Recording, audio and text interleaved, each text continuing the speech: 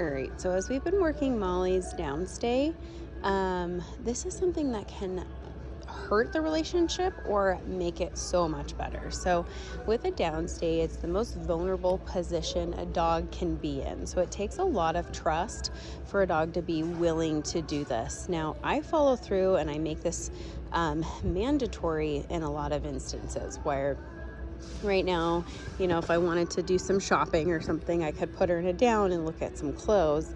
But I want to be aware that with any dog, whether this is a downstay or a place command, we are putting them in the most vulnerable position that they can be in. So if a stranger were to come up and come over the top of a dog, they're already in a vulnerable position, and we've already blocked flight if they're feeling nervous by that person coming over the top of them.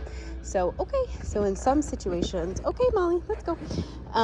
I will allow the dog to break if they get spooked by something and they go into flight. And the reason is because if I have a dog that goes into flight and I block that, I'm going to get fight every single time, no matter the dog. Because that's just natural. Like you corner a dog, they're going to feel threatened and they can't get away. They'll bite even the most friendly dogs.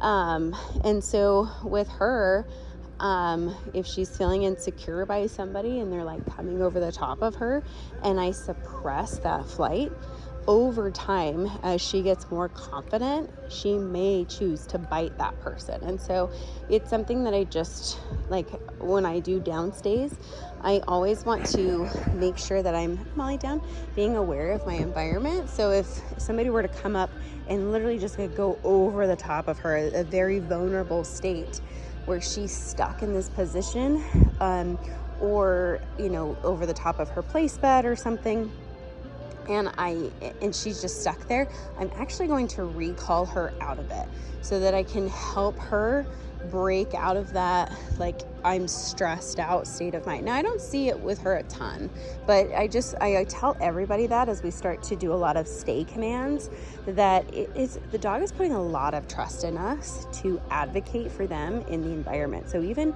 with my little kids, they have one rule with the dogs: you don't touch the dog when they're on place. My kids actually will get in big trouble if they touch a dog on place, even if the dog is like, hey, pet me, pet me, pet me. Okay, just because I never want to teach my kids this dog is in a vulnerable place where they have to stay there because it's a command that we're giving them. And then somebody comes up and puts all this pressure on the dog, and the dog can't resolve that pressure by running away. They will resolve the pressure by barking, growling, biting, whatever avenue they choose to make themselves feel safe and create space from that pressure. So everybody in this store has been, doing their thing. They're not coming up and wanting to socialize with her or anything like that. But I just always talk about that with stay commands is I want the dog to feel safe, and I want them to, if they flee, I want them to run to me because they know that I will keep them safe from another dog. Like, oh, that's so big. If I'm on a walk and there's a dog off leash, Molly down, and I ask her to lay down and just have the dog come over the top of her, because they will. An off leash dog would totally come over the top of her. I'm actually breaking trust that all, like, her and I have built, because she's going to say, you don't keep me safe. And so over time, reactivity will come in the mix and all kinds of things will happen. So Molly, let's go. Good job, girl. I love that she's doing it willingly. I also love that she's finding the heel position. She's a smart puppy.